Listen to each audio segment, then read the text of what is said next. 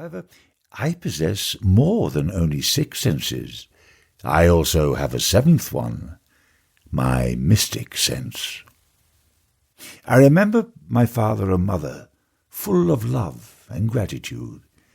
They worried about me and about my brothers and sisters, taking care of each child, whether boy or girl, while trying to ensure we developed our own independence.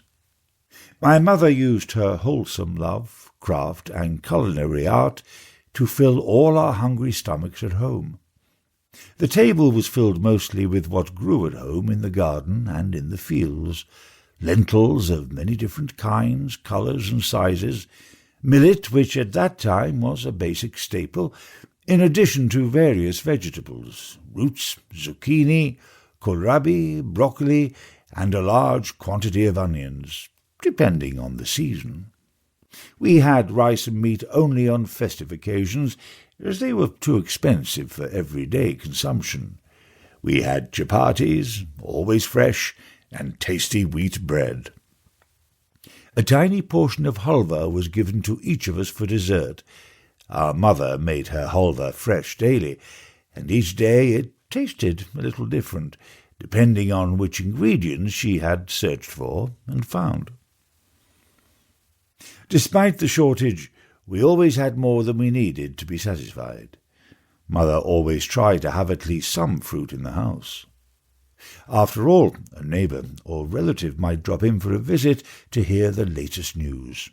No guest was allowed to leave the house without having eaten or drank something. That was our Punjabi kind of Abrahamic hospitality. Every guest always had more on his or her plate than the members of the family. Always a little bit more. That was imperative. When we went shopping, the trader would add a little extra, a little milk, a spoon of flour, sugar, or salt, or extra naan bread. I will never forget the smell of the food that my mother cooked. That is why I like to cook every day, usually Pakistani dishes, hot but not too hot.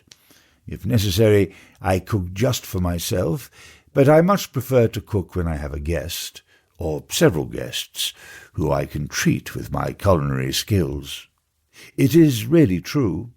The way to a Pakistani's heart is through his stomach, because we know how hunger burns its way into the soul. All in all, I had a very happy childhood despite our poverty, which we shared with all the other villagers. The village was like a huge family in which relatives and neighbours supported each other. Although there were lots of us, we children were the sweethearts of the village community. Everybody wanted to give us a little something. We didn't have toys like children do today, but we made up for that by using small pebbles, sticks, or nutshells. Our favourite playground was the village well. Usually the scoop wheel was propelled by donkeys or oxen, turning in circles, but when the animals tired, we boys had to take over. We would try to bathe in the water, or at least splash ourselves to cool down, especially in the sweltering heat of high summer. The seasons are very pronounced in North India. Winter is not so cold by comparison with German standards. To us it just felt cool. Although we knew no snow and no frost, we were happy to gather together around the warm stove in the kitchen. In March, spring arrives with splendour, and within a few days everything turns a sumptuous green.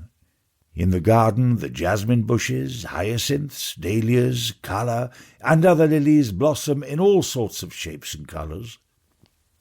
The roses begin to blossom a little later, and their scent fills the whole house. This is followed by the heyday of the harvest. Cherry, plum, peach, and mango trees grew all round our modest home. Cucumbers, watermelons, honeymelons, and pumpkins, so heavy that we children could hardly drag them on our own, ripened in the garden. We used to stuff our bellies with fruit, sometimes until we were sick and vomiting. Mother always tried to dry at least a few, so that we also had something sweet to put in our mouths in winter.